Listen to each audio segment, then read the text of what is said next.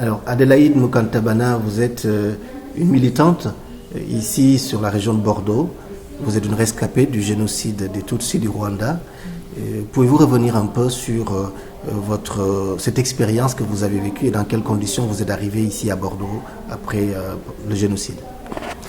Alors, je vais renverser d'abord la question. Je suis d'abord une rescapée, ensuite j'essaie d'être militante, mais c'est encore une fois pour porter la parole d'une rescapée. Voilà, donc votre question de comment je suis arrivée en France, je dis toujours par un hasard. J'ai survécu au génocide par un hasard, je suis arrivée en France par un hasard. Et en quelque sorte, est-ce que je ne continue pas de vivre par un hasard? Parce que je me pose la question tous les jours, pourquoi est-ce que les autres sont morts et que moi je suis là? Le génocide démarre le 7 avril. Le 7 avril, vous étiez où exactement? Mais le 7 avril, j'étais chez moi, à Boutaré, un peu plus loin de Boutaré, dans un village, avec ma famille et mes enfants, mon mari et mes voisins et mes collègues. Un village à 500 mètres de la mairie. Est-ce que vous aviez conscience de ce qui se passait ce jour-là? Est-ce que déjà vous aviez une idée de ce qui se préparait? On entendait, on écoutait la radio, avoir conscience de ce qui se passait, oui, bien sûr, mais est-ce qu'on savait ce que ça allait prendre cette ampleur-là? Non. Je pense qu'on s'est dit qu'il y a l'ONU qui était arrivée en 1993 et que le monde entier, maintenant qu'on se disait que le monde entier regardait et qu'on n'allait pas laisser faire. Sinon, la montée de la violence, la radio, la RTLM, les menaces tous les jours. Par exemple, quand le président du Burundi a été assassiné, Melchior Ndadaye, en 1993, on n'a pas dormi, on a passé la nuit à recevoir des cailloux sur la maison, comme si on était des Burundais alors qu'on était des Rwandais.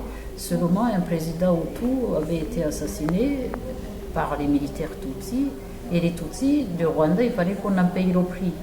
Et la haine pouvait monter par une petite chose à laquelle on ne croit pas, on prend pour une banalité, une absurdité, mais ça prenait l'ampleur, on était menacés, on a vécu dans cette violence.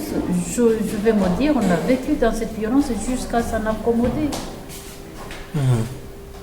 Oui, donc en fait, l'assassinat du président Habyarimana et le 7 avril ne sont finalement que l'aboutissement d'un processus qui a commencé bien avant. L'assassinat du président Habyarimana, quand on continue à faire des amalgames là-dessus, nous on le savait bien. La radio, la RTLM l'avait dit qu'il allait y avoir une petite chose début avril. Les assassinats des opposants politiques avaient commencé. Donc l'assassinat, quand on a entendu que l'avion a été abattu, on s'est dit ça y est, ils ont allumé la mèche. C'était parti. C'était parti, donc les massacres commencent. Et comment vous avez vécu ces premières journées où, je crois, des milliers de personnes sont tuées? Nous, à Boutaré, on est consignés chez nous. On ne sort pas, on ne va pas voir le voisin. Et on est surveillés. Et c'est tendu, mais on est chez nous pendant 15 jours. On est sous la tension, mais il n'y a rien qui se passe. Mais on ne bouge pas.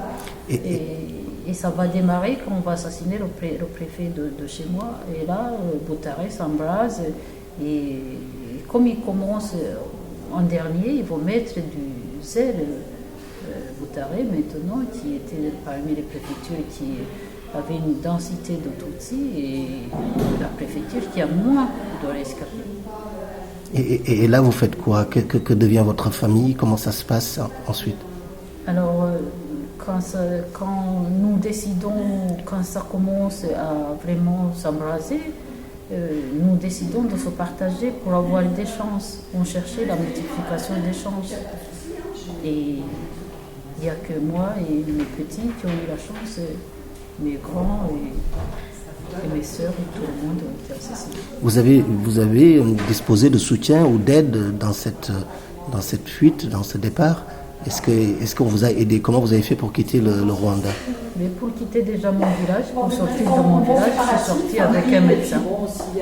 Un médecin du village qui était un ami, un copain d'enfance qui nous a pris dans l'ambulance juste pour sortir du village. Et c'était un Tutsi ou un Hutu? C'était un Tutsi, évidemment. C'était un Tutsi. D'accord. Et donc comme ça, vous arrivez au Burundi et après vous arrivez ici en France.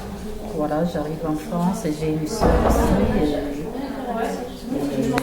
Je survis comme je peux. Je rencontre les problèmes d'intégration, je suis toute seule avec mes enfants, j'ai le génocide dans ma tête, mais je tiens beaucoup. Alors vous avez le génocide dans votre tête, comme vous dites. Vous êtes ici à Bègle, près de Bordeaux. Depuis que vous êtes arrivé ici, vous faites un travail extrêmement important pour sensibiliser les populations, pour garder cette mémoire éveillée, pour la partager. Est-ce que ce n'est pas très lourd à porter, cette mémoire? Évidemment que ce n'est pas facile. Il m'arrive de me dire que je n'ai pas un dimanche, que je n'ai pas un week-end, que je ne veux pas voir un film comme je l'ai envie, que je ne sors pas avec les copines comme je l'ai envie. Mais si je le fais, si je fais ça, si je m'égare dans tout ça, qui c'est qui portera la mémoire? Je suis là, mais je suis comme un tombeau de tout le monde. Comme un tombeau de tout le monde. C'est une histoire complexe. C'est un peuple frère qui brusquement tombe dans la tragédie, dans la violence. Comment est-ce que l'Afrique a pu se retrouver finalement dans cette horreur-là? Comment vous comprenez que presque 1 million de personnes aient été massacrées comme ça en 3 mois? Je comprends pas, ça défie la raison. Je comprends pas comment mes voisins, ils ont pas pu protéger un de mes enfants. Non, je comprends pas. J'ai beau chercher, mais j'ai beau regarder comment monte l'idéologie de la haine, j'ai beau regarder la propagande, j'ai beau revisiter la télé, je ne comprends pas comment l'homme devient comme ça, parce que c'est pire qu'un animal. Un animal, ça tue pour manger. Nous, on est tués pour faire quoi? Un animal, ça chasse, mais un animal, ça viole pas. Alors, à l'occasion de ce 20e anniversaire du génocide, vous savez qu'il y a une polémique qui a été déclenchée par l'interview du président rwandais, Paul Kagame, sur les responsabilités de la France. Comment vous vivez ça? Quel est votre sentiment là-dessus, sur cette guerre de responsabilité finalement? Mais j'en sais rien, je pense que je reste dans tout ça une analphabète politique, même si je m'intéresse à la politique, parce que finalement je me suis rendu compte que tu fais la politique, que tu ne la fais pas, mais la politique te fait quand même. Donc je m'intéresse, mais j'ai encore une fois un regard d'incompréhension. Il y a une partie, il y a la partie du président rwandais et son discours que je ne trouve rien qui me choque dans ce qu'il a dit. Il tient son discours depuis 2004. Il y a eu des rapports rwandais. Il ne peut pas tenir un discours autre que ce qui est sorti. Il y a eu le rapport Mukyo qui montre bien la responsabilité de la France, l'implication, l'abandon, le soutien jusqu'à apporter à bout de bras les génocidaires jusqu'à la RDC, où ils peuvent même maintenant continuer à porter les responsabilités de ce qui se passe là-bas. Parce qu'une fois qu'ils placent les réfugiés à la frontière du Rwanda, ils embrasent toute la région. Et depuis, ça continue. les problèmes qui se trouvent dans la région des Grands Lacs qui prennent naissance à l'opération turquoise. Il ne faut vraiment pas que les gens oublient ça. Alors pour rester toujours sur ces questions politiques, vous avez remis il y a quelques jours une pétition au maire de Bordeaux, Alain Juppé, qui était le ministre des Affaires étrangères. Qu'attendez-vous exactement d'Alain Juppé? Alors, je suis signataire d'une lettre ouverte adressée à M. Alain Juppé parce que je cautionne ce qui se trouve dans cette lettre. Tout simplement, cette lettre parle de Alain Juppé en tant que chef de la diplomatie à l'époque du génocide. Moi, en tant que rescapé encore une fois, j'aimerais bien qu'il nous dise la vérité. C'est ce que j'attends de lui, la vérité. Les Bordelais, ils lui ont renouvelé la confiance. Moi aussi, j'aimerais bien lui faire confiance. Mais pour lui faire confiance, il faut qu'il me le prouve, qu'il me dise ma responsabilité était de telle manière, j'ai fait ceci, et voilà. Et que le discours qui tient maintenant, je suis fier de ce qu'a fait mon pays, le prouve aussi. Nous attendons la vérité, rien que la vérité. Une exigence donc de vérité. Ma dernière question, Madame Mukantabana, c'est, vous avez dit tout à l'heure que, en citant un proverbe rwandais, qu'on peut fuir ce qui nous court derrière, mais on ne peut pas fuir ce qui nous court dedans. Pensez-vous que le Rwanda est enfin réconcilié avec ce qui lui court dedans? Mais le Rwanda a des ressources. Les Rwandais, ils ont des ressources.